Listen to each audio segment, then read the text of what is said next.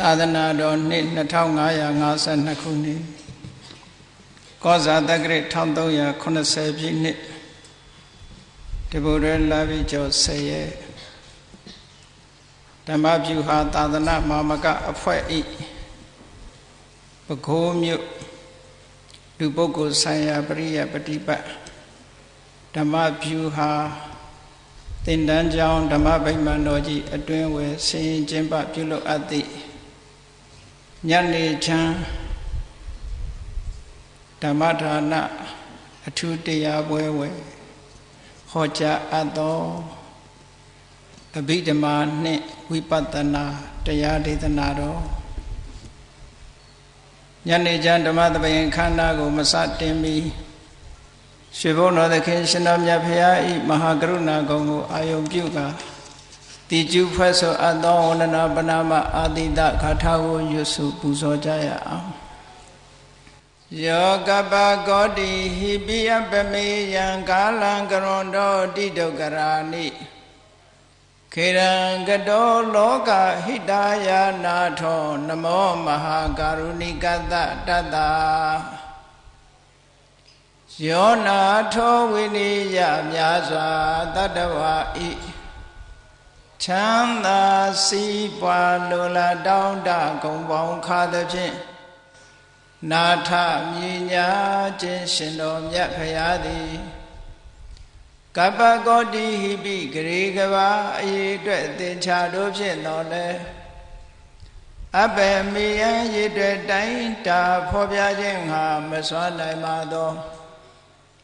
ကာလံလေးအသင်ချေသိမ့်နေကဘာရှိကြသောကာလပတ်လုံး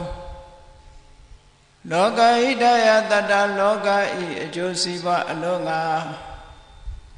အတိဒုက္ခရာနိဥ္စာသက်ချေလက်အင်္ဂါမေတ္တာကြီးမာသမိတာနှင့်တထာဇနီဆွန်ငင်းကြီးဟုကျက်သီထဝေငါးသွဲအစုအလုံးခဲရင်သောအမှုတို့ကိုကရွန်တော်ဖရာဖြစ်ရန်ဤတန်ကြုတ်ကုတ်အထုတ်တော်မူရသည်ဖြစ်၍ခေရန်လက်ချေမျက်လုံးအသက်ဆုံးရဲ့နှလုံးစိတ်ဝံကိုရောဤပင်မခြင်းတို့ကတောဘဝတဏ္ဍကျိန်ဖန်များစွာရောက်တော်မူကြရအရှာလေပြီမဟာကရုဏီကတတ္တဝါများယင်ဝေတာကဲ့သို့တနာချစ်ခင်မဟာကရုဏာရှင်ဖြစ်တော်မူသောတသနာတသဝိနည်းများစွာတတ္တဝါဤချမ်းသာစီးပွားလိုလားတောင်းတဂုံပေါင်းခါသဖြင့်နာထမြညာထိုရှင်တော်မြတ်ဖရာအားနမောယုတိပြောင်းပြောမှန်ကိုလျော်၍ကရောယုကျိုးရှိခိုးခြင်းသည်အထုဘဝတုစင်စစ်မသွေဖြစ်ပါစေတည်း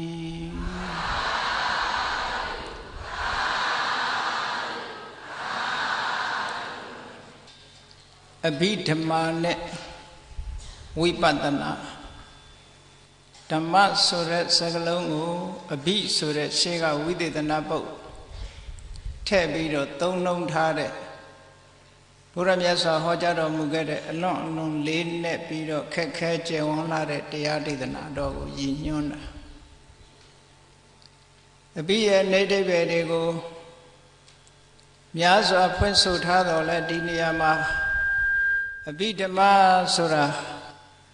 လေးနဲ့သောတရားနဲ့နဲ့သောတရားအပေါ်ယံတရားမျိုးမဟုတ်ဘဲနဲ့နဲ့တဲ့တရားလောကလူတွေသိနေကြတဲ့တရား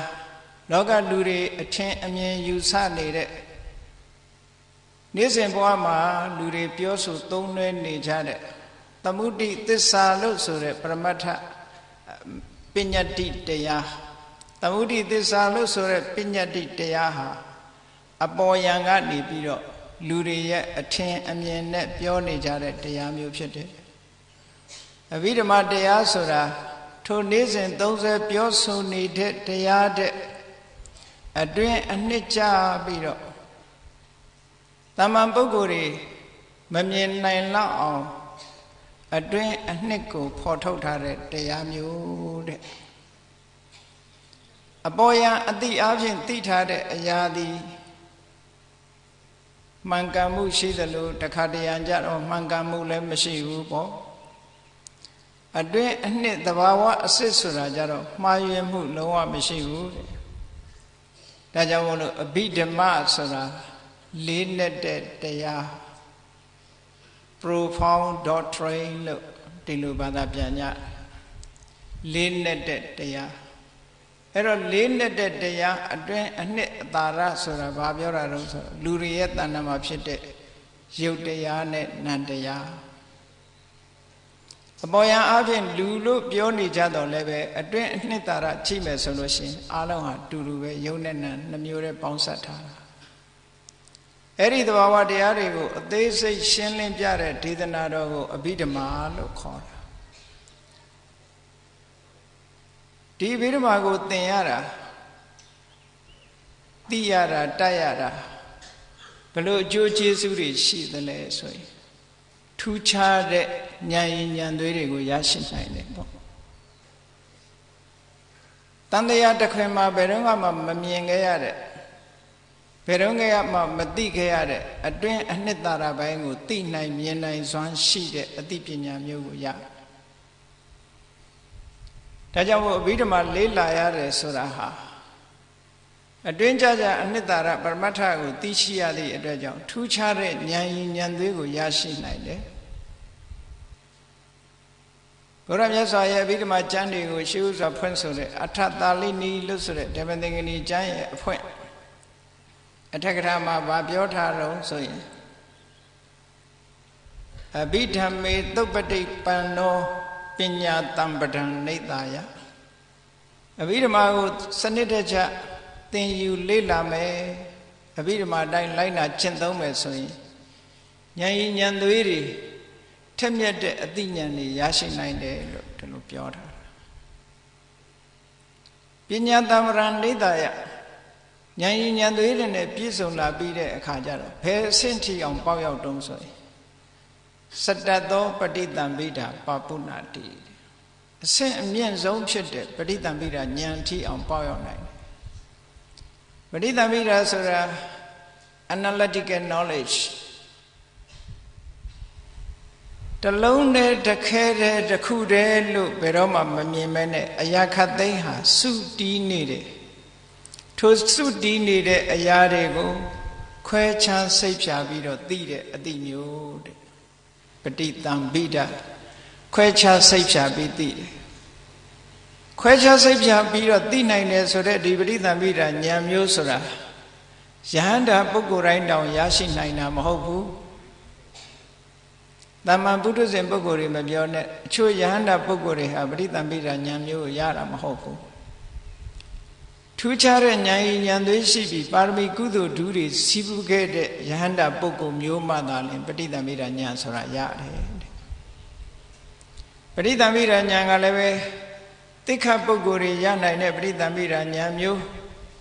ယဟန္တာပုဂ္ဂိုလ်တွေလို့ခေါ်တဲ့အတိခတ်ပုဂ္ဂိုလ်တွေမှရနိုင်တဲ့ပဋိသင်္ဗိဓာဉာဏ်မျိုးလို့အစဉ်အတန်းခွဲပြားခြားနားမှုရှိသေးတယ်အဲ့ဒီပဋိသင်္ဗိဓာဉာဏ်နှစ်မျိုးလုံးဟာ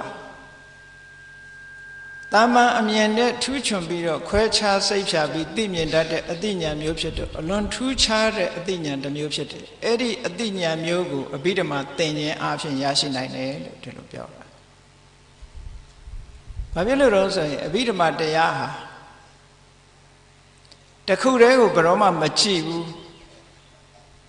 ပညာအနေနဲ့တခုလို့ပြောထားတာအဘိဓမ္မာကနေခွဲခြားစိတ်ဖြာပြီးတော့ကြည့်တယ်တခုလို့ထင်နေရတဲ့အရာသည်တခုမဟုတ်ဘူးအလုံးစုပြီးတော့တည်ရှိနေတဲ့အရာကိုလူတွေကအများဆုံးကတခုလို့ဒီလိုထင်နေကြတယ်အေးဗိဓမာကိုသင်လိုက်တဲ့အခါကျတော့တခုဆိုတာမဟုတ်ဘူးစုတည်နေတဲ့အရာသာလည်းဖြစ်တယ်စုအဝေးနဲ့တည်ရှိနေတဲ့အရာသာလည်းဖြစ်တယ်ဆိုတာခွဲခြားစိတ်ဖြာနိုင်တဲ့အသိဉာဏ်ရလာနိုင်တယ်ပေါ့ဒါကြောင့်မို့လို့အဘိဓမ္မာသင်တဲ့ပုဂ္ဂိုလ်တွေဟာထူးခြားတဲ့ဉာဏ်ရည်ဉာဏ်သွေးတွေကိုရလို့မဲ့ဖို့နိဗ္ဗာန်ရဖို့အတွက်ဝိပဿနာတရားကျင့်စဉ်အထောက်တဲ့အခါမှာ ပို့ပြီးတော့လွယ်ကူမှုရှိဘာဖြစ်လို့တော့ဆိုအဘိဓမ္မာသင်လိုက်လို့ရှိရင်အနုဘောဓဉာဏ်လို့ခေါ်တဲ့လျော်စွာသိတဲ့ဉာဏ်အနုဘောဓဉာဏ်ဆိုတာ proper knowledge ပฏิဝေဒဉာဏ်နဲ့လျော်တဲ့ဉာဏ်မျိုးလျော်တယ်ဆိုတာတကယ်သိတဲ့အသိဉာဏ်နဲ့အသိအတိုင်းပဲသိတဲ့ဉာဏ်မျိုးကိုအနုဘောဓဉာဏ်လို့ခေါ်တယ်ဒီကနေ့ခေတ်တော့အနုဘောဓဉာဏ်ကိုလွယ်လွယ်နဲ့အင်္ဂလိပ်လိုပြောတဲ့အခါမှာ book knowledge လို့ပြောကြတယ်စာအုပ်ထဲကရတဲ့အသိပေါ့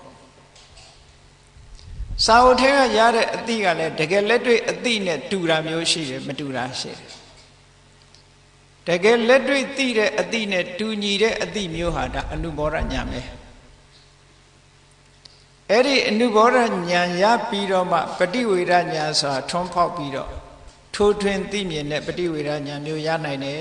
ပฏิဝေဒဉာဏ်ကြတော့ penetration လို့ဒီလိုအင်္ဂလိပ်လိုပြန်ပြီး direct knowledge လို့လည်းဆိုတယ်တိုက်ရိုက်သိတဲ့အသိပေါ့ကိုယ်တိုင်လက်တွေ့ကျင့်သုံးပြီးတဲ့အခါတိုက်ရိုက်သိတဲ့အသိနဲ့စာလာပေလာအရတွေးဆမှန်းဆပြီးတော့သိရတဲ့အသိဒီအသိနှမျိုးဟာမတူထူးခြားတယ်အဲ့ဒီအသိနှမျိုးစလုံးကိုအထောက်အကူပြုတယ်အဘိဓမ္မာသင်ယူခြင်းဖြင့်ဝိပဿနာဉာဏ်ပွားများတဲ့အခါမှာရှေးဥစွာအနုဘောဓ proper knowledge ကိုရတယ်ထို့နောက် direct knowledge လို့ခေါ်တဲ့ပฏิဝေဒဉာဏ်ကိုရတယ်အနုဘောဓဉာဏ်ဒီပฏิဝေဒဉာဏ်ကိုများစွာကျေစုပြုတယ်အထောက်အကူပြုတယ်ဒါကြောင့်မို့လို့ထက္ကရာဆရာကြီးတွေကအဘိဓမ္မာသင်တာဟာတဲ့ထူးခြားလေးနက်တဲ့ပညာမျိုးကိုရရှိစေနိုင်တယ်လို့ပြောတာ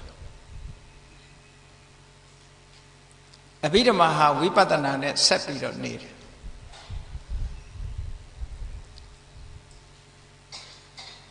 နိုင်ငံခြားတိုင်းပြည်တွေမှာအဘိဓမ္မာသွားပြီးတော့သင်တန်းပို့ချတယ်ဂျာမနီတို့နယ်သာလန်တို့ဩစတြေးလျတို့စင်ကာပူမလေးရှားအစနိုင်ငံတွေတဲ့ဗာမေးကိုမေးလေလို့ဆိုတော့တချို့ကမေးတာအဘိဓမ္မာမတတ်ဖဲနဲ့ကမ္မထာအထုတ်လို့ရလားမေးတယ်မေးခွန်းမျိုးမေးတယ်ဒီမေးခွန်းမျိုးကိုသူတို့မေးရရှိတယ်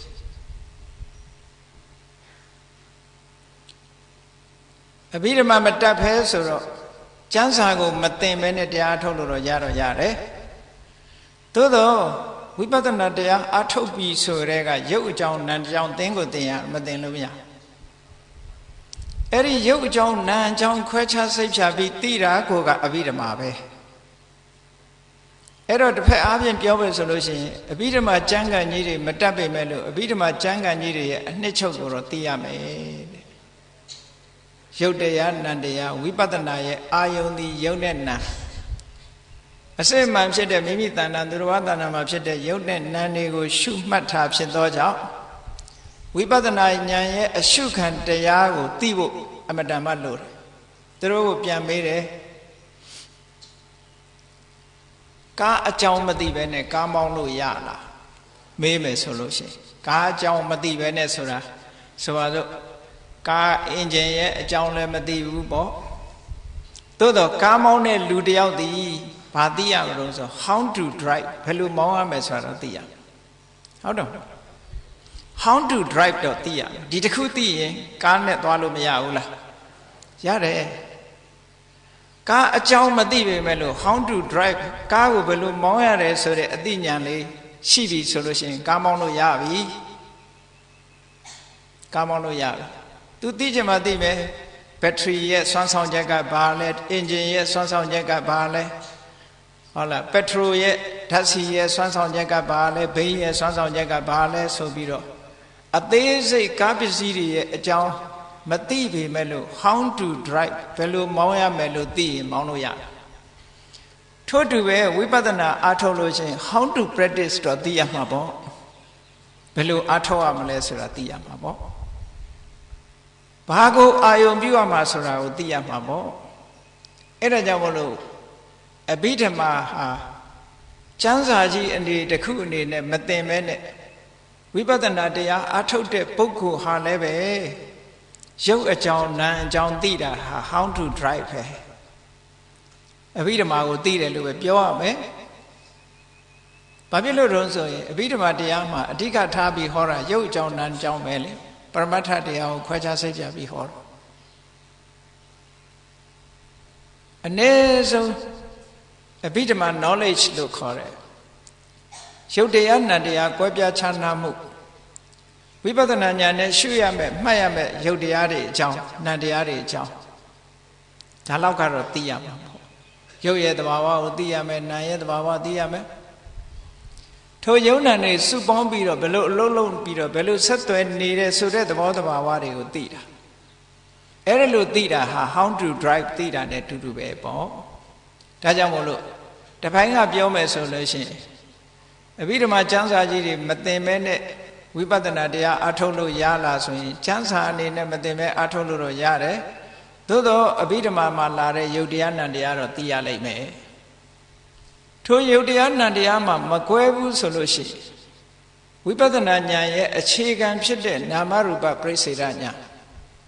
analytical knowledge of mind and matter ဒါကယုတ်ဒါကနာမ်လို့ခွဲခြားစိတ်ချပြီးတော့သိတဲ့အသိဉာဏ်အဲ့ဒီနာမရူပပရိစ္ဆေဒဉာဏ်မရှိဘဲနဲ့ဥရိယဗျာဉာဏ်တို့သမထနာဉာဏ်တို့ဥရိယဗျာဉာဏ်တို့ဆိုတာမဖြစ်နိုင်အဲ့တော့အဘိဓမ္မာဆိုတာတခြားလားလို့မေးလို့ရှိရင်အဘိဓမ္မာဆိုတာနာမရူပပရိစ္ဆေဒပဲရုပ်တည်နာမ်တွေကိုခွဲခြားစိတ်ဖြာပြတာအဘိဓမ္မာပဲအဘိဓမ္မာသင်တယ်ဆိုတာရုပ်နဲ့နာမ်နဲ့ကွဲပြားသွားအောင်ရုပ်တဘာဝနာမ်သမားတစ်ပါးတွေကိုအသေးစိတ်လေ့လာသင်ယူတာဒါအဘိဓမ္မာပဲ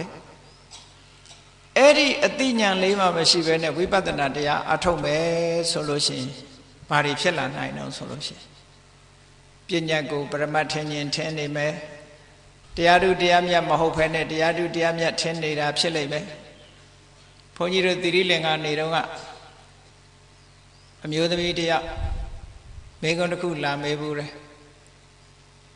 သူကမ္မထမ်းထိုင်တဲ့ကမ္မထမ်းထိုင်တဲ့အခါမှာ7မိနစ်15မိနစ်လောက်ရောက်တဲ့အခါကျတော့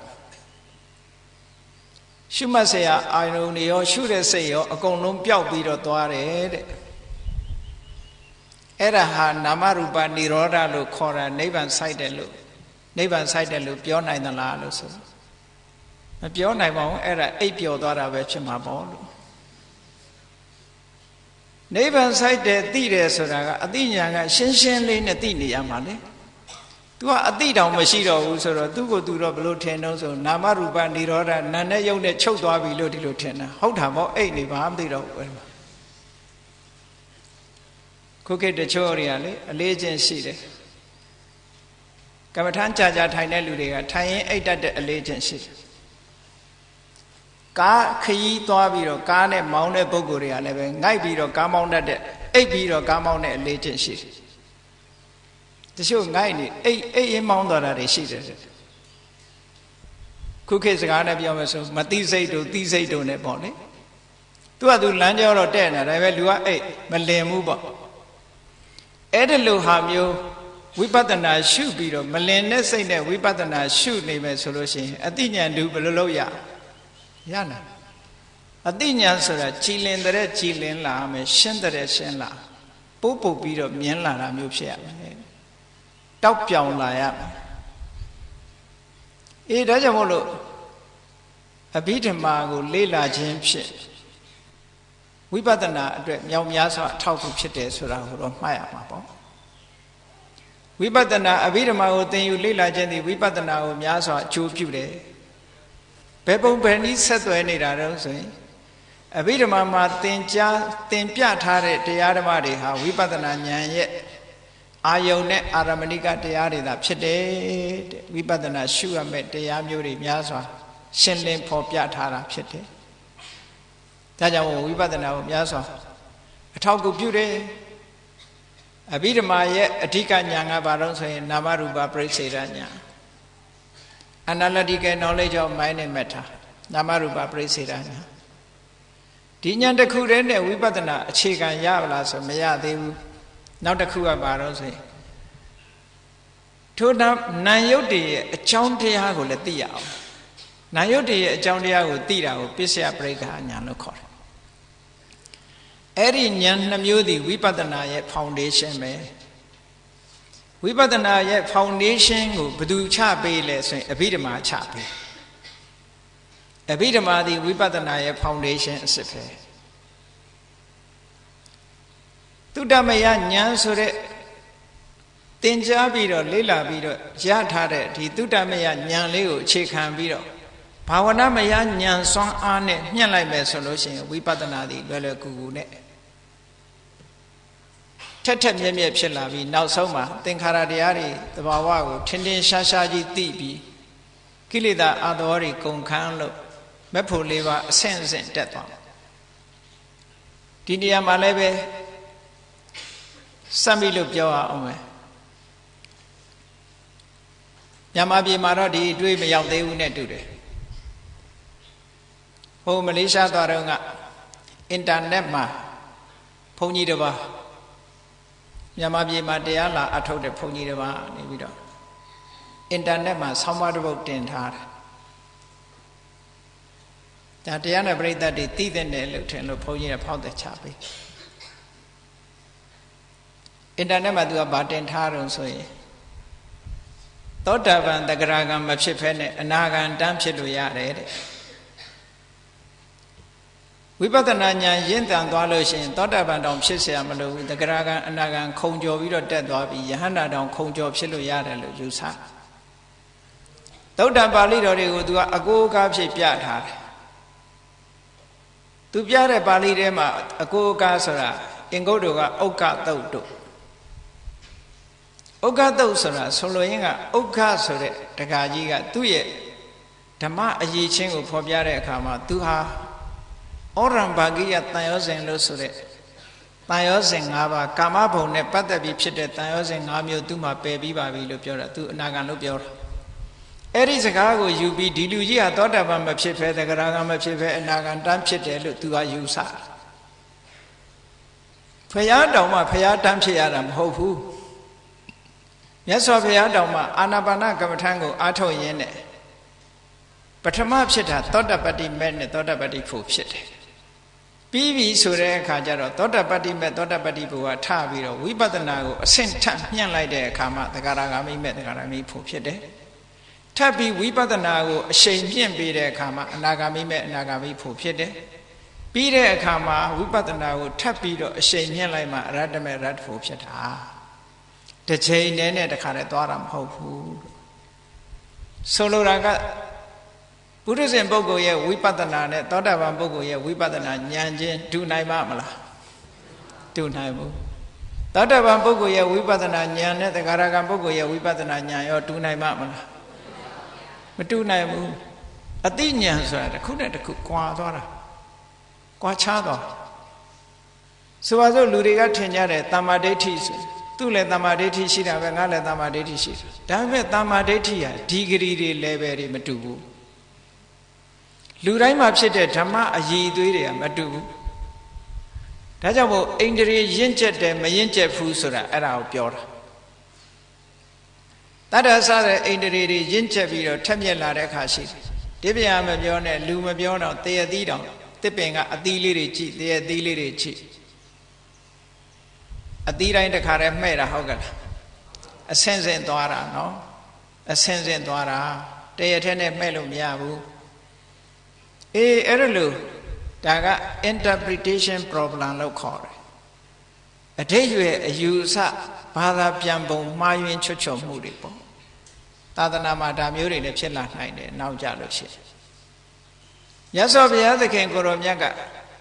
မဲ့ဖို့နိဗ္ဗာန်ဆိုတာဖားခုံတယ်လို့ခုံပြီးမရောက်နိုင်ဘူးတဲ့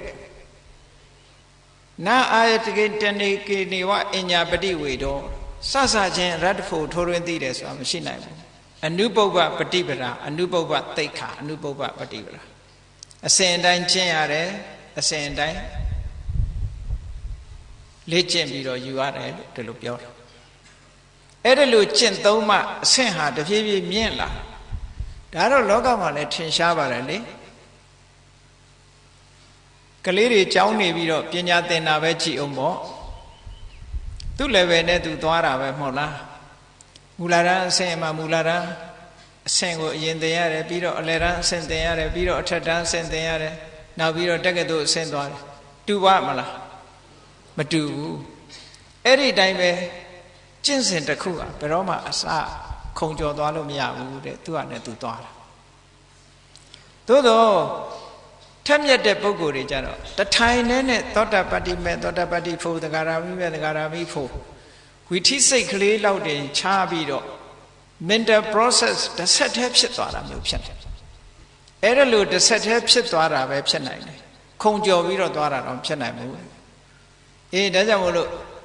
အဘိဓမ္မာလေ့လာသင်ယူထားမယ်ဆိုလို့ရှိရင်မိမိတို့တဏ္ဍာမှာထူးခြားတဲ့အသိဉာဏ်နှစ်ခုကိုရနိုင်တယ်အဲ့ဒီထူးခြားတဲ့အသိဉာဏ်နှစ်ခုကနာမရူပပရိစ္ဆေရဉာဏ် analytical knowledge of mind and matter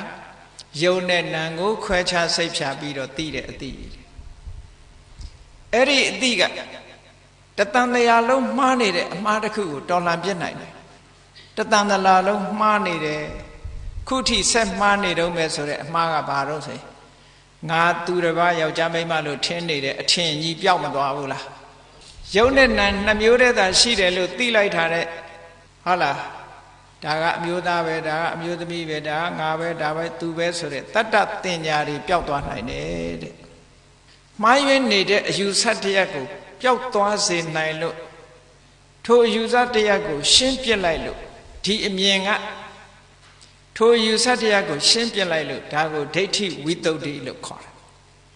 တယ်ဒိဋ္ဌိဝိတ္တုဒ္ဓိနာမရူပပရိစ္ဆေရဉာဏ်ရလိုက်လို့ရှင်ဒိဋ္ဌိဝိတ္တုဒ္ဓိ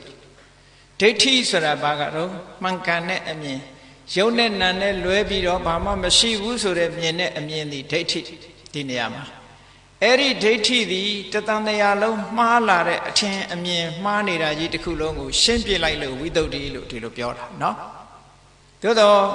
ဒါကအထက်ကရာတိကာတွေဆိုတဲ့အတိုင်းပြောတာအင်္ဂလိပ်လိုလွယ်လွယ်ကူပြန်တဲ့ပုဂ္ဂိုလ်တွေကတော့ purification of view လို့ဒီလိုပဲပြန်တယ်အထက်ကရာတွေဖွင့်တာကအဲ့ဒီအဓိပ္ပာယ်နဲ့မဖွင့်ဘူးဒိဋ္ဌိဆိုတာနာမရူပပရိစ္ဆေရဉာဏ်ကိုပြောတာထိုနာမရူပပရိစ္ဆေရဉာဏ်သည်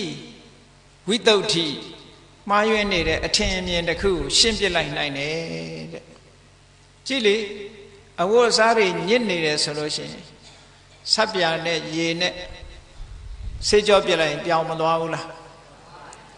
အေးဆပ်ပြာနဲ့ရေသည်အညစ်အကြေးကိုရှင်းပြလိုက်တာပဲ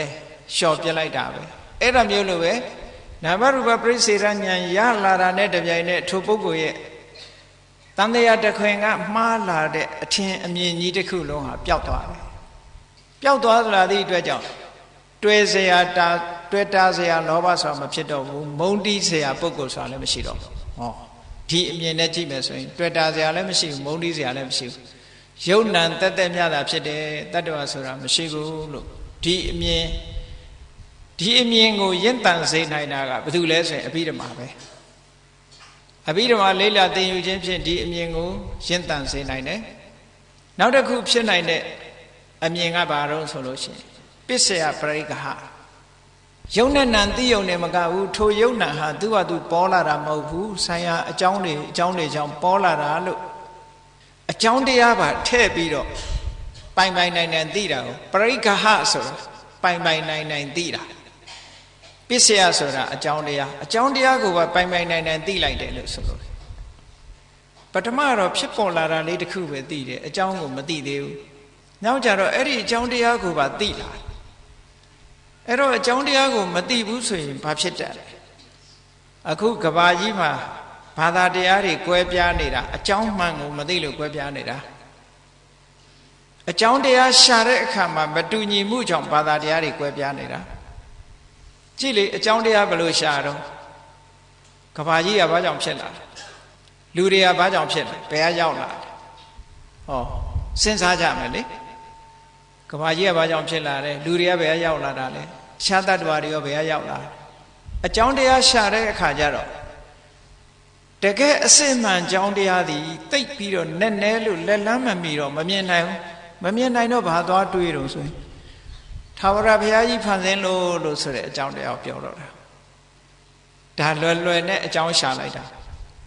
တကယ်ဟုတ်လားလို့ဆိုမဟုတ်ဘူး ဆိုင်ရာအကြောင်းတရားတွေရှိတယ်လောကကြီးမှာကဘာကြီးမှာလည်းပဲဆိုင်ရာအကြောင်းတရားတွေရှိတယ်တတ္တလောကကြီးမှာလည်းဆိုင်ရာအကြောင်းတရားတွေရှိတယ်ဩကာသလောကကြီးမှာလည်းပဲဆိုင်ရာအကြောင်းတရားတွေရှိတယ်သူဆိုင်ရာအကြောင်းတရားတွေကြောင့်ဖြစ်နေတယ်အဲ့ဒီမှန်ကန်တဲ့ true cause ကိုရှာပြီးတော့မတွေ့သည့်အတွက်ကြောင့်ဟောသာဝရဘုရားဖန်ဆင်းလို့ကဘာကြီးဖြစ်လာရတယ်လူသားတွေဖြစ်လာရတယ်ဆိုတဲ့အယူမှားယွင်းတဲ့အယူဆတရက်ပေါ်လာအဲ့ဒါကိုဝိသမဟေတုဒိဋ္ဌိလို့ခေါ်တယ်မမှန်မကန်တွေးခေါ်လာတဲ့အမြင်တစ်ခုမဟုတ်ဘဲနဲ့ဟုတ်တယ်ထင်ရင်အမှားပဲလေဒါမဖန်ဆင်းမဲ့နဲ့ဖန်ဆင်းတယ်လို့ထင်ရင်အမှားပဲဟောတကယ်ဖန်ဆင်းတာမှမဟုတ်ပဲအဲ့ဒါမှဝိသမဟေတုဒိဋ္ဌိလို့အဲ့ဒါကိုလက်ခံသူရှိတယ်လို့လက်မခံတဲ့လူလည်းရှိတယ်တချို့ကြတော့အလေးနဲ့မစင်စားလို့ဘူးအကြောင်းလည်းမရှာလို့ဘူးကြတော့ဘာပြောတော့ဆိုရင် causeless ဘာကြောင့်မှမရှိဘူးသူကသူဖြစ်တာလို့ပြောကြတယ်အဟေတုကဒိဋ္ဌိလို့ခေါ်တယ်အကြောင်းဖြစ်နေတယ်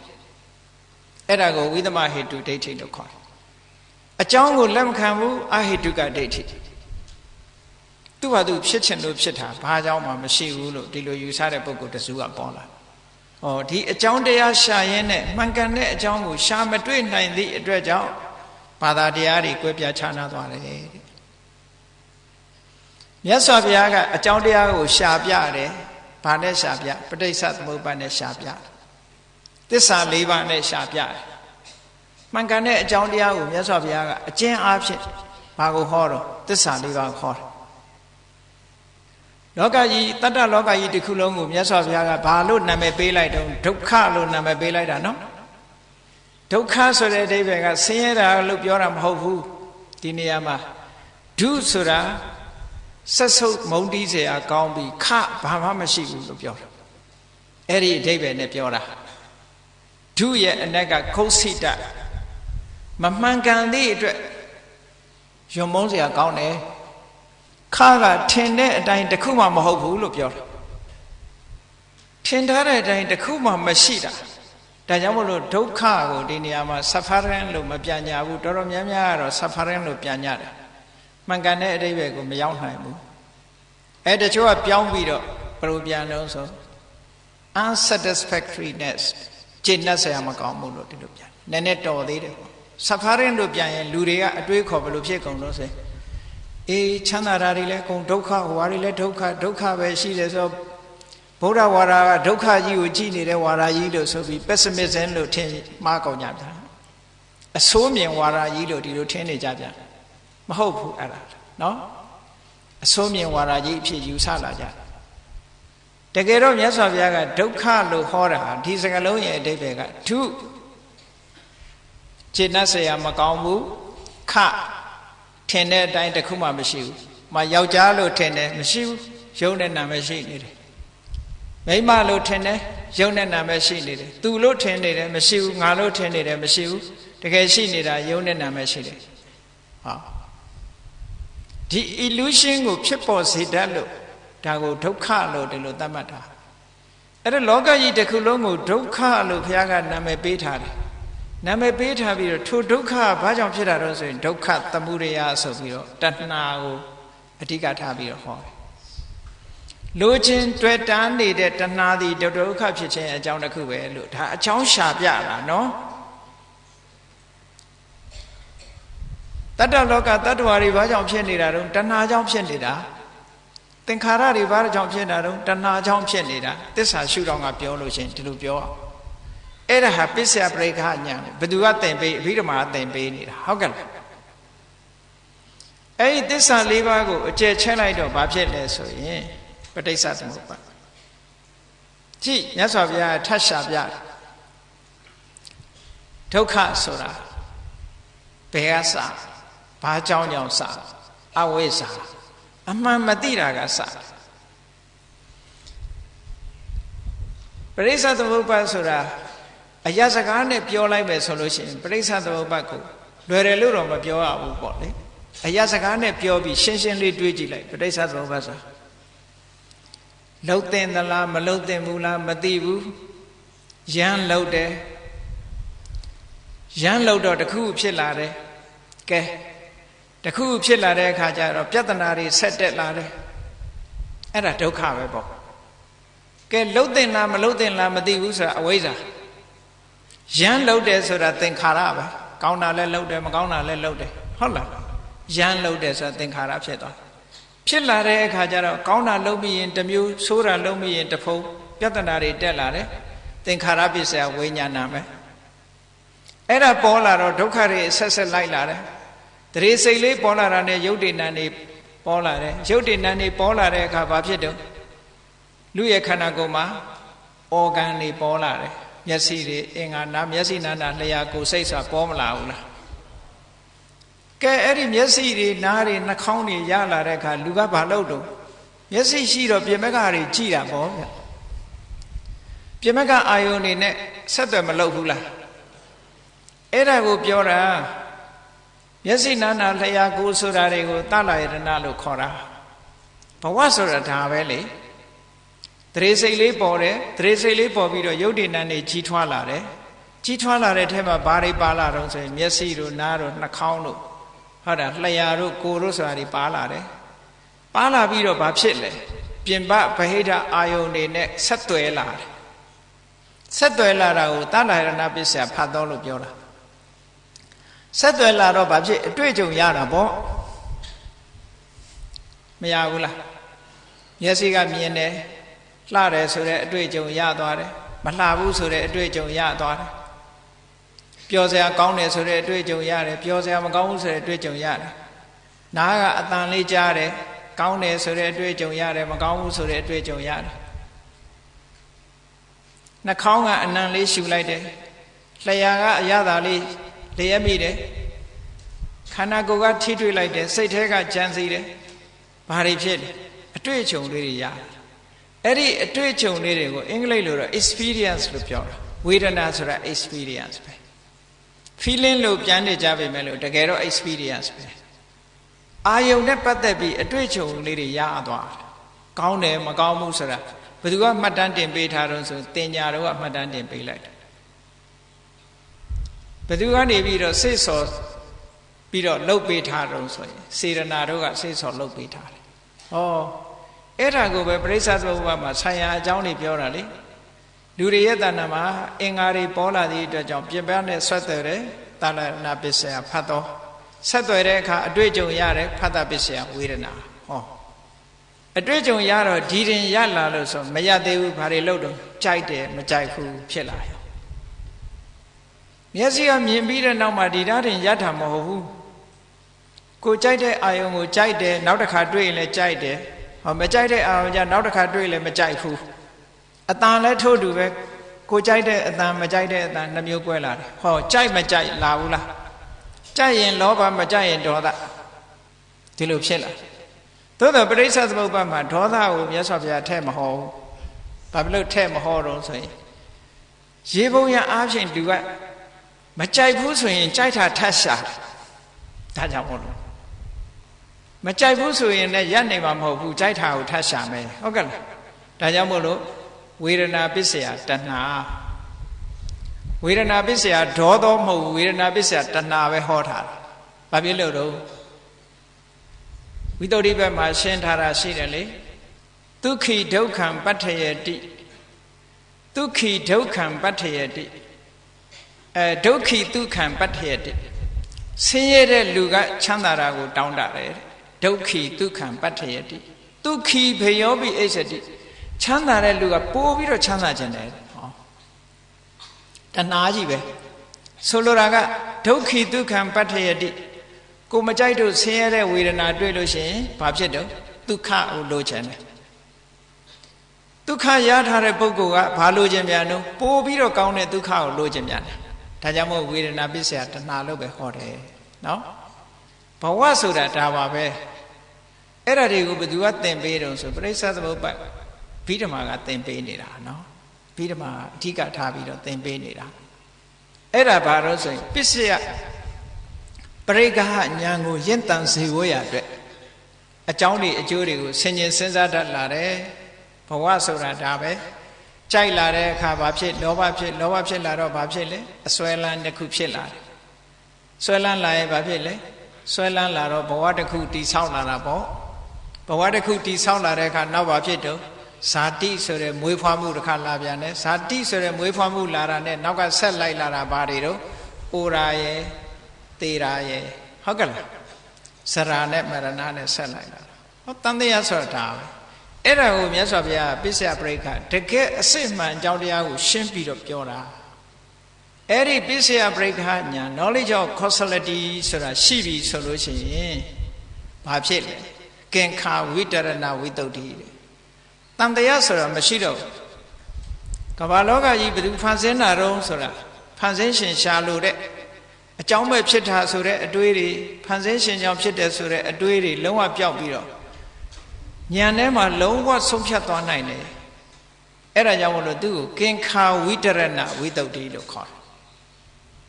ကင်္ခာဝိတရဏတန်တရားတွေကိုကြော်လွှားသွားတယ်တန်တရားတွေကိုဖယ်ရှားပြစ်လိုက်ပြီးတော့ဝိတုဒ္ဓိစင်ကြယ်သွားတယ်တဲ့တန်တရားတွေကစင်ကြယ်သွားနိုင်တဲ့အသိဉာဏ်မျိုးရသွားတယ်လို့ဒီလိုပြောတာเนาะအဲ့ဒီဒိဋ္ဌိဝိတုဒ္ဓိကင်္ခာဝိတရဏဝိတုဒ္ဓိနာမရူပပရိစ္ဆေရဉာဏ်နဲ့ပစ္စယပရိက္ခဉာဏ်ဒီနှစ်ဉာဏ်သည်ဝိပဿနာဉာဏ်ရဲ့ foundation မြတာဖြစ်တယ်ဝိပဿနာဉာဏ်ကိုဝိပဿနာတရားအထုတ်မဲ့ပုဂ္ဂိုလ်တိုင်းဟာဒီဉာဏ်နှစ်ခုရင့်တန်အောင်ရှေးဥစွာသုတမယဉာဏ်နဲ့ရအောင်ကြိုးစားရမယ်မကြိုးစားဘဲနဲ့သွားရင် how to drive လို့မသိဘဲနဲ့ကားတက်မောင်းတဲ့လူဖြစ်မှာပဲကားကိုဘယ်လိုမောင်းရမှာလို့မသိဘဲနဲ့ဟုတ်လားရုပ်နဲ့နာနဲ့အကြောင်းတရားကိုမှမသိဘဲနဲ့ဝိပဿနာတဲ့အားထုတ်တာဘာနဲ့တူတုံးဆိုလို့ရှိရင်ကားမောင်းမသိဘဲနဲ့ကားတက်မောင်းတာနဲ့တူမှာပဲဘလောက်အန္တရာယ်များလဲနော်အေးအဲ့ဒါမျိုးလို့အဘိဓမ္မာသင်္နာဟာအမတန်မှအခြေခံအားဖြင့်အမတန်တန်မိုးရှိတယ်ဒါကြောင့်မို့လို့အထက်ကရာဆရာကြီးကပြောတာအဘိဓမ္မေသုပ္ပတိပန္နောပညာတံပရံနေတ္တာယစတတောပဋိတံဗိဓာပါပုဏ္ဏတိအဘိဓမ္မာကိုစနစ်တကျသင်ပြီးအဘိဓမ္မာတိုင်းလိုက်နာကျင့်သုံးမယ်လိုက်နာကျင့်သုံးတယ်ဆိုတာဘာလဲဒီတိုင်းမတွေ့တွေ့အောင်ရှာကြမ်းတယ်လေ့ကျင့်တယ်အသိဉာဏ်နဲ့လေ့ကျက်ယူတယ် practice လုပ်တယ်ပေါ့အဲ့ဒါလို့ဆိုလို့ရှိရင်ထူးခြားတဲ့ပညာရပါလိမ့်မယ်တဲ့အဲ့ဒီထူးခြားတဲ့ပညာအခြေခံပြီးတော့နောက်ဆုံးမြင့်မားလာတဲ့ analytical knowledge လို့ခေါ်တဲ့ပဋိသင်္ဗိဓာဉာဏ်မျိုးကိုရနိုင်ပါတယ်လို့ဒီလိုပြောတာเนาะအဲ့တော့အဘိဓမ္မာနဲ့ဝိပဿနာဆိုတာလုံးဝဆက်ဆက်ပြီးတော့နေတယ်ကဲစဉ်းစားပြီးတော့ကြည့်အောင်ရုပ်နဲ့နာမ်ဆိုတာလေးတွေကိုအသေးစိတ်ကြည့်အောင်စာအုပ်ထဲမှာရှင်းပြထားတာကရှိသမျှဖြစ်သမျှရနိုင်သမျှအားလုံးကိုမြတ်စွာဘုရားကတရားဒေသနာတော်မှာအကုန်ဟောတယ်သို့တော့အဲ့ဒီထဲကအသုံးချဖို့အတွက်ကြတော့လိုအပ်တဲ့ဟာလေးတွေကိုသိဖို့လိုတယ်ပေါ့လူတွေရဲ့တဏ္ဍာမှာအလုံးအဘိဓမ္မာလေးလာတဲ့ပုဂ္ဂိုလ်တိုင်းပရမတ္ထလို့ဆိုတဲ့ထာဝရမှန်ကန်နေတဲ့အမှန်သို့ပဲကိုယ်ပိုင်ညာနဲ့သိနိုင်တဲ့အသိနဲ့သိနိုင်တဲ့တရားဓမ္မပရမတ်၄မျိုးဆိုတာအလုံးသိကြတဲ့အတိုင်းစိတ်ရဲ့စေတသိက်ရဲ့ရုပ်ရဲ့နိဗ္ဗာန်အဲ့ထဲမှာနိဗ္ဗာန်ဆိုတာအတာထားလိုက်ဟုတ်ကဲ့လားနိဗ္ဗာန်ဆိုတာကမျက်မှောက်ပြုရမယ့်တရားအနေနဲ့ထားလိုက်စိတ်စေတသိက်ရုပ်နော်အဲ့ဒီထဲကိုအကျဉ်းထပ်ချုပ်လိုက်မယ်ဆိုရင်စိတ်နဲ့စေတသိက်ကိုနာမ်လို့ခေါ်တယ်ရုပ်ကရုပ်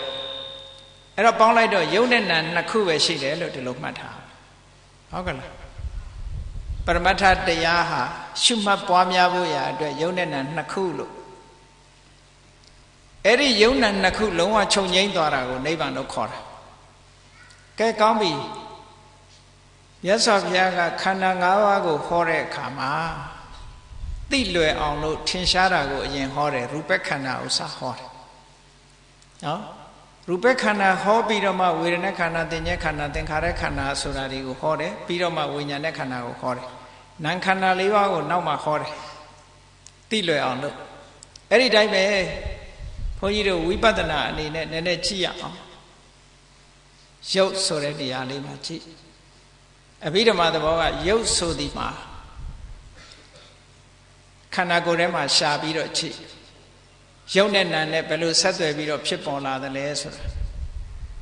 ကိုယ့်ရဲ့နေ့စဉ်ဘဝလေးမှာကြည့်ကိုယ်မှာပါရှိတယ်မျက်စိရှိတယ်အရာစကားနဲ့ပဲပြောပါစို့စာစကားနဲ့ပြောရင်သက္ခုပတာရပေါ့နော်မျက်စိရှိတယ်မျက်စိနဲ့မြင်စရာအာယုံရှိတယ်ဒီနှစ်ခုကိုအကြမ်းပြမှတ်လိုက်မျက်စိရဲ့မြင်စရာအာယုံရဲ့အဲ့မြင်စရာအာယုံကမျက်စိမှာလာပြီးတော့တိုက်လိုက်တဲ့အချိန်မှာဘာဖြစ်လာတော့ဆိုရင်မြင်သိစိတ်ပေါ်မလာဘူးလားစိတ်ကအဲ့ဒီမှလာတာနော်အဲ့တော့မျက်စိလို့ခေါ်လိုက်တာလူမှာတော့လူတယောက်မှာမျက်စိနှလုံးရှိတယ်ထားပါတော့အဲ့ဒီမျက်စိလို့ပြောတာတစ်ခုတည်းကိုပြောတာမဟုတ်လားမျက်စိလို့ဆိုတာကြည့်တစ်ခုတည်းလို့ထင်နေကြတယ်မဟုတ်လားလူတွေမှာအဘိဓမ္မာကြလို့ရှိရင်အဲ့မျက်စိကတစ်ခုတည်းမဟုတ်ဘူးအ ਨੇ ဆုံးရုပ်10ခုပေါင်းထားတာအဲ့ဒီမှာဒါအဘိဓမ္မာက analyze လုပ်ပြမျက်စိလို့ခေါ်တဲ့အရာထဲမှာဘာတွေပါတော့ဆိုလို့ရှိရင်ပထဝီဆိုတဲ့မာတဲ့ပြောတဲ့သဘောအတုံးခဲဖြစ်နေတဲ့ solidity လို့ခေါ်တာပထဝီပါတယ်အဲ့ဒါလို့အတုံးခဲဖြစ်နေအောင်စုစည်းပေးထားတာကအာဘောအဲ့ဒီစုစည်းပေးထားတဲ့အရာကိုအေးစေပူစေတာကတေဇောတစ်ခုနဲ့တစ်ခုပြဲပြီးတော့ထွက်မသွားအောင်တွန်းကန်ပေးထားတာကဝါယောဟောဓာတ်ကြီးလေးပါလူတွေပြောနေတဲ့မျက်လုံးလို့ဆိုတဲ့အထဲမှာကြည့်လိုက်လို့ရှိရင်တစ်ခုတည်းမဟုတ်ဘူးအခု၄ခုရှာတွေ့ပြီနော်ဒါ၄ခုရှာတွေ့နေပြီပြောတဲ့မှာတဲ့အတုံးခဲသဘောလေးတစ်ခုရှိတယ်အဲ့ဒီအတုံးခဲလေးဖြစ်နေအောင်ဘယ်သူကစုစည်းပေးတာတော့အာဘောကစုစည်းပေးတာလေစုပေးတာဆိုတာကြည့်ပေါင်မုံဖုတ်တဲ့အခါကျတော့ပထမပေါင်မုံကဘာကိုဖုတ်တာတော့ဂျုံမုံနေဒီတိုင်းထားရင်သူကသူတမုံစီနေတာမဟုတ်လားဘာနဲ့အလုံးခဲဖြစ်အောင်လုပ်ထားတာဟောအာဘောကစုပေးတာအဲ့ဒါနော်စုပေးလိုက်တဲ့အခါကျအလုံးခဲဖြစ်သွားဒါကြောင့်ပထဝီနဲ့အာဘောကသူတို့စုပေးအဲ့ဒါလေးကိုတဖြည်းဖြည်းမားလာအောင်ဘယ်သူကလုပ်ထားတော့တေဇောအပူကမားလာအဲ့ဒါလို့စုခဲထားပြီးသားလေးကိုပြဲထွက်မသွားအောင်ဘယ်သူကနေတွန်းပေးထားတာတော့သို့မဟုတ်ဆွဲစိတ်ထားတာတော့ဆို gravity ပေါ့ဝါယောဟောပေါင်းလိုက်တော့ဒီဓာတ်ကြီးလေးပါဟာဒါရုပ်တရားတွေရဲ့အမာခံတစ်ခုပဲအဲ့ဒီပုံမှာနောက်ထပ်ရှာကြည့်လိုက်အောင်ဘာတွေ့တော့ဆိုကာလာဆိုတဲ့အစင်းကလေးရောမတွေ့ဘူးလားပြီးတော့နှာခေါင်းလေးနဲ့မြန်နမ်းကြည့်မယ်ဆိုရင်အနံ့ရောမရှိနိုင်ဘူးလားရှိနိုင်တယ်ရှာနဲ့ရက်ကြည့်ရင်ရောအရသာမရှိနိုင်ဘူးလားရှိနိုင်တယ်ဟောဒါတွေလည်းတွေ့လာနိုင်သူ့မှာတခြားရုပ်တွေကိုဖြစ်ပွားစေနိုင်တဲ့ဩဇာဓာတ်ရောသူ့ထဲမှာမရှိဘူးလားရှိတယ်ဆိုတော့ပထဝီဓာတ်က၄ခုဓာတ်ကြီးက၄ခုနဲ့ဓာတ်ကြီး၄ပါးပေါ်မှာပြီးနေတဲ့ရုပ်က၄ခုဆိုဘယ်နှခုဖြစ်သွား၈ခုအဲ့ဒါဟာ inseparable indivisible ခွဲလို့မရဘူးတဲ့ခွဲလိုက်ရင်ရုပ်ဆိုတာမရှိတော့မျက်လုံးဆိုတာမရှိတော့ဒီရုပ်၈ခုပေါင်းထားတာကိုပဲမျက်လုံးလို့ခေါ်နေကြတာနော်ဒါအဘိဓမ္မာခွဲပြတာကိုယ့်ဘာကိုယ်လည်းဒါကိုအာယုံပြုတ်ပြီးတော့ကြည့်ဒါတွေဟာတစ်ခုစီခွဲထုတ်လိုက်လို့ကိုမရဘူးအလုံး၈ခုပေါင်းမှ8 in 1ပေါ့ဟုတ်လား၈ခုကိုတစ်ခုတည်းလှုပ်ထားတာဒါတွေမကဘူးသူကဘာရှိသေးတယ်ဆိုရင်ဒီထဲမှာသက်ဆောင်ဓာတ်ဆိုတဲ့ဇီဝရှိသေးတယ်ဇီဝိတ္တိန်တွေရှိသေးတယ်ဒီဇီဝိတ္တိန်တွေကကန့်ကြောင်ဖြစ်တယ်ဘာဖြစ်လို့ဒီရုပ်တွေဟာဆက်လက်ပြီးတော့ဘာကြောင့်ရှင်သန်နေတော့ဆိုရင်ဇီဝိတ္တိန်တွေကြောင့်ရှင်သန်နေကြတာဆက်ပြတ်မသွားဘူးဆက်ပြီးရှင်သန်နေတယ်ဒါတွေမဲ့လားဆိုမဟုတ်သေးဘူးအဲ့ဓာတွေကိုပြပအာယုန်တွေထင်ဟပ်လာစေနိုင်လောက်အောင်အကြည်ဓာတ်ကလေးရှိနေတယ်အဲ့ဒါကသက္ခုပတာရတဲ့ပေါင်းလိုက်တော့ဘယ်နှခုဖြစ်သွား10ခုဖြစ်သွားဟုတ်ကဲ့မျက်လုံးဆိုတဲ့ထဲမှာဒီ10ခုနဲ့ဖွဲ့စည်းထားတယ်ဆိုတာကိုသိရအဲ့ဒါလို့10ခုနဲ့ဖွဲ့စည်းထားတာငကိုယ်တော့ကမျက်လုံးဟာတစ်လုံးပဲတစ်ခုတည်းပဲလို့ဒီလိုထင်တယ်အဲ့ဒါလို့ထင်နေတာဟာခဏလို့ခေါ်တယ်စုခဲနေတာစုနေတာကိုတစ်ခုတည်းလို့ထင်တယ်တစုကိုတစ်ခုတည်းလို့ထင်နေကြတယ်ထင်နေသည့်အတွက်ကြောင့် အနိစ္စသဘောတရားဒုက္ခသဘောတရားအနတ္တသဘောတရားတွေမပေါ်လာနိုင်ဘူးပေါ့ဟောအဘိဓမ္မာကခွဲခြားပြီးတော့ပြလိုက်တဲ့အခါကျတော့ခဏဆိုတဲ့စုခဲနေတာကြီးတစ်ခုကပြဲသွားတာတစ်မျိုးစီတစ်မျိုးစီဘာဖြစ်လို့တစ်မျိုးစီဖြစ်တုံးဆိုစွမ်းဆောင်မှုတွေကတစ်မျိုးစီပဲပထဝီရဲ့စွမ်းဆောင်မှုကတစ်မျိုးအာဘောရဲ့စွမ်းဆောင်မှုကတစ်မျိုးတေဇောရဲ့စွမ်းဆောင်မှုကတစ်မျိုးဟောသူတို့ရဲ့ function လို့ခေါ်တဲ့စွမ်းဆောင်မှုတွေသူတို့ရဲ့ဆောင်ရွက်မှုတွေတစ်ခုစီကြည့်ပဲအကုန်လုံးအဲ့ဒီတစ်ခုတွေကိုတစ်ခုစီတွေကိုစုလိုက်တဲ့အခါကျတော့10ခုအဲ့ဒီ10ခုကိုမှဟောလားမျက်စိလို့လူတွေခေါ်နေတဲ့ထဲမှာဒါရင်လားဆိုမကသေးဘူးနော်ဒါကကန့်ညောင်ဖြစ်တာ10ခုကိုပြောတာဥဒုကြောင့်ဖြစ်တာ10ခုရှိသေးတယ်အာဟာရကြောင့်ဖြစ်တာ10ခုရှိသေးတယ်ဟုတ်လားစိတ်ကြောင့်ဖြစ်တာ10ခုရှိသေးတယ်နောက်ဒီပြင်ခန္ဓာကိုယ်ထဲမှာရှိတဲ့ဓာတ်သဘောတွေပေါင်းလိုက်မယ်ဆိုရင်မျက်စိဆိုတဲ့ထဲမှာအများကြီးပဲအဲ့ဒါတွေအကုန်လုံးစုထားတာကမှမျက်စိလို့တစ်လုံးနဲ့ခေါ်လိုက်တာဟောဒီသဘောတွေကိုအဘိဓမ္မာက analyze လုပ်ပြီးတော့ခွဲပြထားတယ်ဒါကြောင့်မို့အဘိဓမ္မာဟာပဗေထတော်ဒိသနာခွဲခြားစိတ်ဖြာပြီးတော့ဟောတဲ့တရားတဲ့ခွဲခြားစိတ်ဖြာဟောတော့ဘာဖြစ်တုံဆိုရင်ခဏဝိနိဘောကလုံးခဲနေတဲ့အရာတစ်ခုကိုခွဲပြစ်လိုက်အလုံးခဲကြီးဆိုလို့ရှိရင်အတွင်းသားကိုမြင်နိုင်မှာမလားမမြင်နိုင်ဘူးအဲ့ဒါလို့အလုံးခဲတစ်ခုတည်းလို့မြင်ရလောက်အောင်စုနေတာတွေကဘယ်နှမျိုးရှိတုံးဆိုလို့ရှိရင်သမုဟခဏတဲ့ပေါင်းထားသည့်အတွက်ကြောင့်တစ်ခုတည်းလို့ထင်နေရတာကိုသမုဟခဏလို့ခေါ်တယ်နော်ဖြစ်စဉ်ကြီးကတစ်ခုတည်းဖြစ်နေသည့်အတွက်ကြောင့်တစ်ခုတည်းလို့ထင်နေရတယ်ဖြစ်စဉ်ကြီးကစင်ဆက်မပြတ်ဖြစ်နေလို့တစ်ခုတည်းလို့ထင်ရတာတန်တတိခဏဘုန်းကြီးတို့ကြည့်လေကိုယ့်ဘဝကိုပြန်ကြည့်လိုက်အခုအသက်60ရှိတဲ့လူဟာမွေးလာတဲ့အချိန်ကနေစပြီးအနှစ်60သူတစ်ခုတည်းလို့ထင်နေတာဘာဖြစ်လို့လဲဆိုဖြစ်စဉ်ကြီးကတစ်ခုတည်းလာနေတာသို့တော့ငယ်ငယ်တုန်းကတနှစ်သားအရွယ်ကရုပ်တည်နံနေဟုတ်ကဲ့လားဟုတ်တော့ဘူးထာဝရပြောင်းလဲပြီးတော့နေတာမြည်ရည်ဥပမာကြည့်ချလိုက်မနေ့ကစီးသွားတဲ့မြည်ရည်တွေဒီကနေ့သွားကြည့်ရှိအောင်မလားသို့တော့မြေကြီးတော့တွေ့နေမှာပဲဒါပေမဲ့မနေ့ကရေမဟုတ်ဘူးအဲ့ဒါတော့လက်ခံတယ်မဟုတ်လားကိုယ့်ကိုယ်ကြတော့လက်ခံရလားအဲ့ဒါငါဟာမနေ့ကငါမဟုတ်ဘူးလို့ပြောလို့ရှိရင်ဘယ်လိုနေဘလို့မယုံခြင်းတရားရောင်မဖြစ်ပေဘူးလားမနေ့ကငါပါပဲလို့ထင်ကောင်းထင်နေလေဦးမယ်အဲ့ဒါဘာကြောင့်လဲတန်တတိခဏလို့ခေါ်တယ်တွေးခဲနေတာဖြစ်စဉ်ကြီးကဆက်နေသည့်အတွက်ကြောင့်တခုတည်းလို့ထင်တယ်ခဏဆိုတာ compactness တခုတည်းလို့ဖြစ်သွားတယ်နောက်အာရမဏခဏတဲ့နန္တရားတွေဟာအာယုန်တစ်ခုတည်းကိုစုပြီးတော့ပြုကြတာဖြစ်သောကြောင့်တစ်ခုတည်းလို့ထင်သွားတယ်တစ်ခုတည်းတယောက်တည်းလို့ထင်သွားတယ်ကြည့်လေကားမှာကြည့်ပေါ့ကားလေးတစ်ခုကြည့်လိုက်အစိတ်ပိုင်းနေအကြမ်းမြင်ပြောင်းဘက်ထရီပါတယ်ပက်ထရိုပါတယ်အင်ဂျင်ပါတယ်ဘိန်းပါတယ်ကားဘော်ဒီပါတယ်ဒရိုက်ဘာပါတယ်ဖန်ရှင်ချင်းတူရဲ့လားဆောင်ရွက်ပုံချင်းတူရဲ့လားdriver ရဲ့ function က driving ပဲမောင်းတာပဲသူတောက်အောင်ဒါပေမဲ့သူဒီဓာတ်စီလို့မလုံနိုင်ဘူး engine လို့မလဲနိုင်ဘူးဘိန်းလို့ကားလမ်းပေါ်မှာမပြေးနိုင်ဘူးဟုတ်ကဲ့သူလုပ်တဲ့အလုပ်ကဘာလို့ဆိုမောင်းတဲ့အလုပ်တစ်ခုပဲဒါသူ့ရဲ့အလုပ် petrol ကလည်း petrol အလုပ်ပဲ engine ကလည်း engine အလုပ်ပဲဘိန်းကလည်းဘိန်းအလုပ်ပဲအားလုံးပေါင်းလိုက်တဲ့အခါကျတော့တစ်ခုတည်းဖြစ်သွားသို့တော့အလုပ်တွေမတူသည့်အတွက်ကြောင့်တစ်ခုတည်းမဟုတ်ဘူးတဲ့ထို့တူပဲခန္ဓာကိုယ်မှာလည်းပဲတစ်ခုတည်းမဟုတ်ဘူးဆိုတာကြည့်ရအဲ့ဒါတွေတစ်ခုတည်းလို့ထင်နေတာဘာဖြစ်လို့လဲဆိုရင်ကားကလမ်းပေါ်ပြေးနေတာဒီတစ်စင်းနဲ့ပြေးနေတာမဟုတ်တစ်ခုတည်းလို့လူကထင်နေတာအမှန်တော့စုလုပ်နေတာဟုတ်ကဲ့အဲ့ဒီသဘောတွေကိုစဉ်းစားတွေးခေါ်ပေးတာဒါ contemplation လို့ခေါ်တယ်အနုပဒနာဖမှန်ရှုရမယ်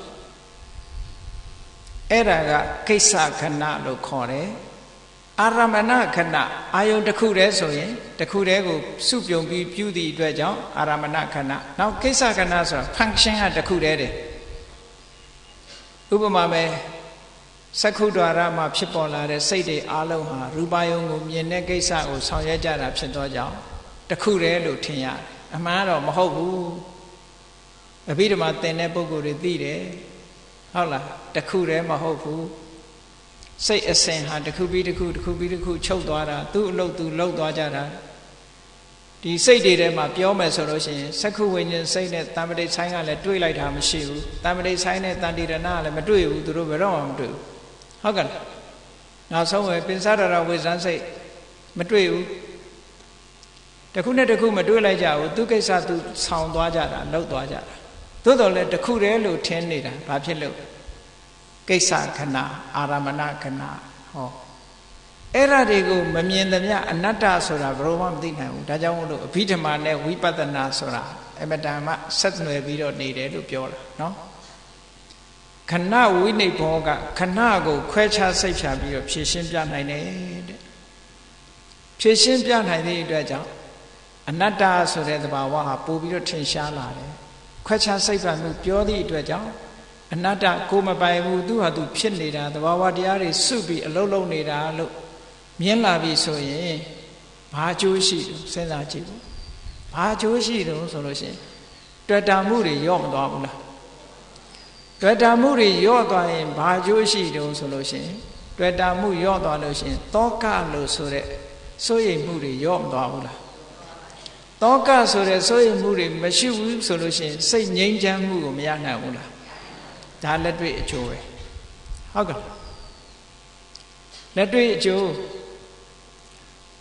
တွေ့တာမှုကိုမလျှော့ချဘဲနဲ့တောကမရှိအောင်ကြိုးစားလို့ဘယ်တော့မှမရဘူး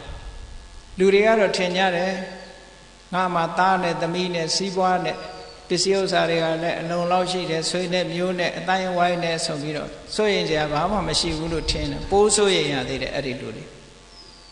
ပိုးတောကဖြစ်သေးတယ်အဲ့တော့တကယ်တောကမဖြစ်တာကဘာကိုလျှော့ချမှတောကမဖြစ်မှာတော့ဆိုရင်တွေ့တာမှုကိုလျှော့ချနိုင်မှတောကမရှိတာတဲ့အတွေ့တာရှိနေသေးရင်တောကဆိုတာလားနေဥမှာပဲအတွေ့တာရှိနေတဲ့နေရာမှန်သမျှတောကရှိနေတယ်လို့ဒီလိုမှတ်ရတောကရှိနေသေးသမျှဘယ်တော့မှစိတ်ငြိမ်းချမ်းမှုဆိုတာမရနိုင်ဘူးတဲ့ဒါအကြောင်းနဲ့အကျိုးဒီလိုဆက်နေတာအဲ့တော့ဝိပဿနာဉာဏ်နဲ့မျက်လုံးဆိုတာလေးကိုကြည့်လိုက်မယ်ဆိုလို့ရှိရင်ခုလိုခွဲခြားစိတ်ဖြာပြီးမျက်လုံးဆိုတာအ ਨੇ ဆုံးရုပ်ရှိခုပေါင်းထားတာပါလားအဲ့ဒီလိုရုပ်ရှိခုပေါင်းထားတဲ့မျက်လုံးကလေးမှာအဆင်းအာယုံဆိုတာလေးလာပြီးထင်ဟလိုက်တာနဲ့တပြိုင်နက်စက္ခုဝိညာဉ်စိတ်ဆိုတာလေးပေါ်လာတယ်ကြည့်အဲ့ဒီထဲမှာဝိပဿနာဉာဏ်ကဘာထပ်ပြောထားတော့ဆိုရင်မျက်လုံးလို့ခေါ်တဲ့အရာလေးကလည်းပဲအမြဲတမ်းလှုပ်ရှားပြောင်းလဲပြီးတော့နေတဲ့အရာတစ်ခုဖြစ်တယ်။မြင်စရာအာယုံလေးကလည်းအမြဲတမ်းလှုပ်ရှားပြောင်းလဲနေတဲ့အရာလေးတစ်ခုဖြစ်တယ်။အဲ့ဒီနှစ်ခုဆုံလိုက်ချင်းကြောင့်ဖြစ်ပေါ်လာတဲ့စက္ခုဝိညာဉ်စိတ်ကလေးဟာဘယ်လိုလုပ်ပြီးတည်ငြိမ်လို့ရမှာတော့တဲ့။ဟုတ်ကဲ့လား။မြတ်စွာဘုရားကဟောတယ်အနိစ္စတံဘူတံကုတောနိစ္စံဘဝိတ္တိမမြဲတဲ့တရားကမွေးထုတ်လိုက်တဲ့အရာဒီဘယ်မှာမြဲမလဲကြည့်စက္ခုပတာရမျက်လုံးနဲ့အဆင်းအာယုန်လေးနှစ်ခုကမွေးထုတ်လိုက်တဲ့စက္ခုဝိညာဉ်စိတ်ကလေးဒီဘယ်မှာမြဲလို့ရမလဲစက္ခုဝိညာဉ်စိတ်ကလေးပေါ်လာတယ်မြင်သိစိတ်ကလေးပေါ်လာတယ်မြင်သိစိတ်ကလေးပေါ်လာပြီးတော့ဘာဖြစ်တုံးဆိုရင်မြင်သိစိတ်ပေါ်မှာအဆက်အသွယ်မှုရလာတာလေးပေါ်လာတယ်အဲ့ဒါကိုစက္ခုတံဖတ်တာလို့ခေါ်တယ်အဲ့ဒီစက္ခုတံဖတ်တာဆိုတဲ့ဒီသဘာဝတရားလေးဟာလေမမြဲတဲ့သဘောတရားပြောင်းလဲနေတဲ့သဘောတရားတဲ့အဲ့ဒါလို့အာယုန်နဲ့စိတ်နဲ့ကြုံသွားပြီးဆုံသွားပြီးထိသွားပြီးဆိုရင်ဘာဖြစ်တုံးဆိုရင်ဖုတ်ထောဝေဒေတိတဲ့ဆက်သွယ်ရသွားလို့ရှင် experience အတွေ့အကြုံတွေရသွားပြီဖုတ်ထောစေတေတိနောက်ထပ်ချိချင်လာတယ်အာထုတ်လာတယ်စုစည်းလာတယ်လောက်ခံလာတယ်ဖုတ်ထောသင်္ဇာနာတိမှတ်တမ်းတင်လိုက်တယ်ဖတ်တာလေးဖြစ်လာတာနဲ့တပြိုင်နက်စာလို့ပြောရင်ဝေဒနာလည်းဖြစ်လာတယ်တင်ညာလည်းဖြစ်လာတယ်စေရနာလည်းဖြစ်လာတယ်ဖြစ်လာပြီဆိုလို့ရှိရင်ဘာတွေဆက်ဆက်ဖြစ်လာတော့ဆိုရင်မြင်တဲ့အာယုဘောကိုအကြောင်းပြုပြီးတော့ဘာတွေဖြစ်လာတော့ဆိုရင်လိုချင်တတ်မဲ့တဲ့လောဘတွေဖြစ်လာတယ်မုန်းတီးတဲ့ဒေါသတွေဖြစ်လာတယ်အမှန်မသိတဲ့မောဟတွေဖြစ်လာတယ်ဟောအကုသိုလ်တွေအဆက်ဆက်ဖြစ်မလာဘူးလားဖြစ်လာတယ်အဲ့ဒီသဘာဝတွေဟာဝိပဿနာဉာဏ်နဲ့ရှုလိုက်မယ်ဆိုလို့ရှိရင် မျက်စိဆိုတာလဲထာဝရမမြဲတဲ့အရာတစ်ခုလှုပ်ရှားပြီးရွေ့ရှားနေတဲ့အရာတစ်ခုအစင်းအာယုံဆိုတာလည်းပဲရွေ့ရှားနေတဲ့အရာတစ်ခုဒီရွေ့ရှားပြီးမမြဲတဲ့အရာနှစ်ခုကမွေးဖွားလိုက်တဲ့စက္ခုဝိညာဉ်စိတ်ဆိုတာဘယ်မှမြဲတာမဖြစ်နိုင်ဘူးထိုစက္ခုဝိညာဉ်စိတ်ဒီသုံးခုပေါင်းစုံပြီးလို့ဖြစ်လာတဲ့ဖတ်တာဆိုတာလည်းမမြဲနိုင်ဘူးထို